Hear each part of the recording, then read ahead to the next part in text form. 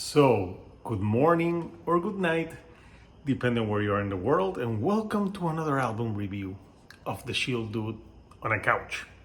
So, I'm your host Hector, and today we're talking about the 12th album by the band Silverstein, and it's called Anti-Bloom.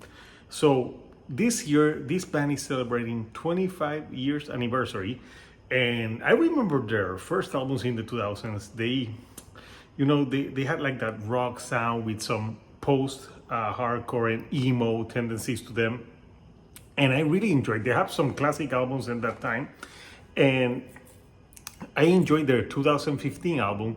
Then after 2017, they started getting too overly produced for my taste. I remember the album from 2017. I did enjoy, but after that, it's just been, I don't know, like samey albums to me. Like I don't know, they kind of lost like their sound from the earlier records and got more, like I said, very overly produced and just I don't know, too glossy in the production. So on Anti-Bloom, their first record in a few years, and this is the first part because this year they're going to release not one but two albums. The second album is gonna be called Pink Moon, and that one's gonna be out in August. So yeah, this album, if you can call it an album because it's 22 minutes, I would call that an EP. But oh well, they're calling this an album because it's divided in two parts.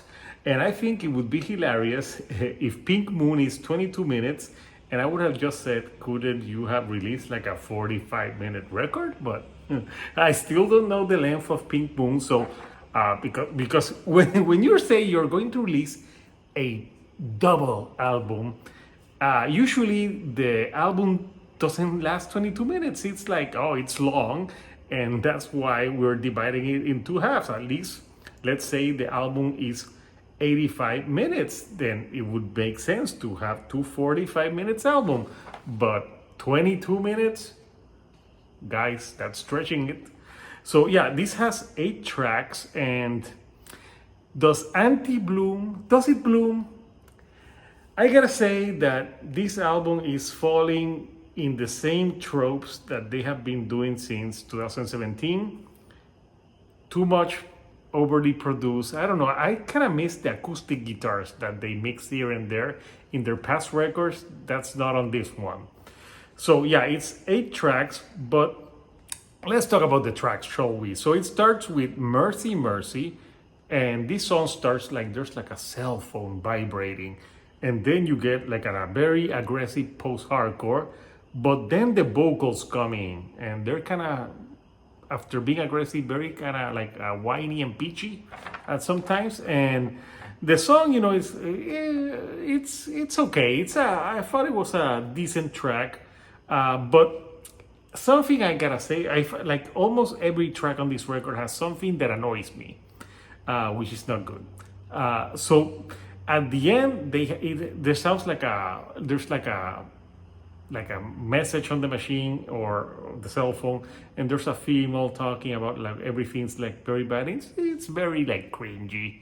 And then it goes into the second track, which I actually enjoyed.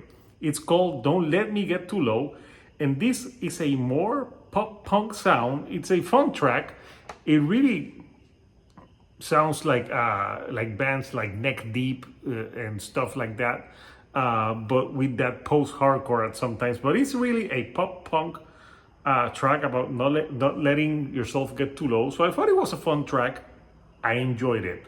Not reinventing the wheel of pop punk by any stretch of the means, but a fun track. Then you have the third track called Confession. And this one sounds like a boy band with some electric guitars. And I also wrote, it sounds like modern Bring Me the Horizon at times. It has a good chorus to it, and then it gets a little bit more aggressive, but yes, it does sound like a boy band type of track. And again, the production, so glossy and overly produced that I don't know, it almost sounds too, like, I don't know, I missed, it sounds like it was put through a computer to make it sound like too glossy. Then you have a song called A Little Fight, which is very short. It's 1 minute and 26 seconds of whining pop punk. And it's all like it starts, they had a fight, and then she's the kiss, and then she's like, oh, the water's going to be too cold. I don't know. It didn't do anything for me. The good thing is that it's short. Then you go into my favorite track on the record, which is Skin and Bones. And this one starts more aggressive, and it has some good drums and bass into the song. And it has a catchy chorus, but it's a catchy chorus with some aggressive to it. So I really enjoyed this one. I think this is the best track on the record. And I wish, I don't know, they sounded more like this track. I think it was a good combination of like more aggressive with the more glossy production, but it worked on this track. Then you have a track called I Will Destroy This, and this one actually starts cool with a cool guitar riffing, but then it goes into the most poppy sounding, like pop oriented type of singing, and it sounds very overly produced. So this song started, I like some of the riffing on this song, but then the vocals just kill it for me. You have two tracks because this is short. Then you have the song Stress. And this one sounds like if Papa Roach had a post-hardcore song, because there's some rapping on that song that it's not good, people, not a good type of rapping. And you know, it sounds, the rapping sounds kind of weird, and they're trying to sound all stuff, but dude, you playing Silverstein. I'm like, you know, this is not Sick of It All, okay? If it was Sick of It All or something like that, or like a real hardcore from New York, I would buy into the, well, we're tough, but I think you're from Ontario. So yeah, and the rapping with the pop, I just thought like, this sounds like a Papa Roach song, and one of the worst ones from what they're doing now. So yeah, again, I wasn't impressed. And then they finished the album with Cherry Coke. No, thank you. I prefer my Coke regular Coke, not cocaine. Just putting it out there. Not a fan of cocaine, but yes, regular Coke. But this song, you know, it's more emo, and it has a more old school sound, more type of like ballady. I actually enjoyed this one.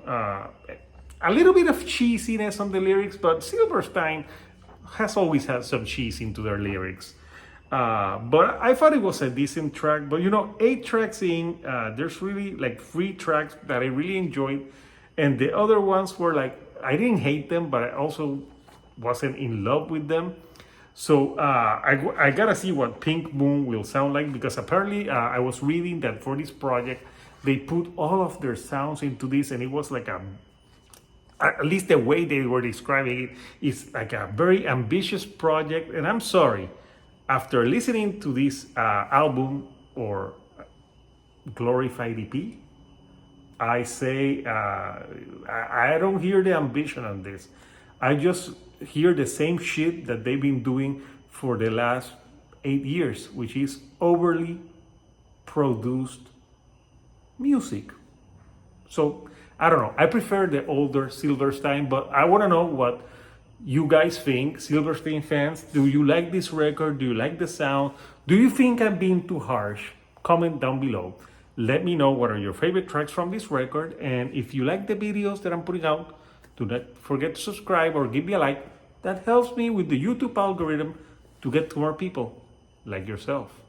So until next time, Couchers, this is Hector, the Shield Dude on a couch, and I'll see you all right here on the couch. Thank you and goodbye.